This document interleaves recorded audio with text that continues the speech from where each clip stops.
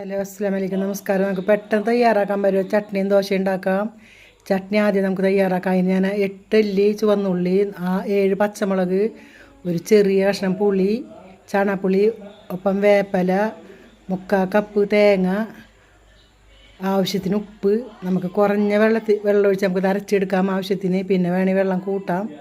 അപ്പോൾ ആവശ്യത്തിന് ഞാൻ വെള്ളമൊഴിച്ച് അരച്ചെടുത്തിട്ടുണ്ട്. നമുക്കൊന്നും കൂടെ ഒരു താളിപ്പ് നടത്തിയിട്ടുണ്ട്. ഉലുവയും കടുകും ഉണക്കമുളകും. അതുപോലെ തന്നെ ഞാൻ ഇത് ഗോതമ്പ് മാവാണ്. അത് ഞാൻ ഒരു മുട്ട, ഗോതമ്പ് മാവ് 1 കപ്പ്, ഒരു നുള്ളു സോഡാപ്പൊടി, ആവശ്യത്തിന് ഉപ്പിട്ട് ഈ പരുവത്തിൽ കലക്കി നമുക്കിങ്ങനെ ചുറ്റിച്ചു കൊടുക്കാം.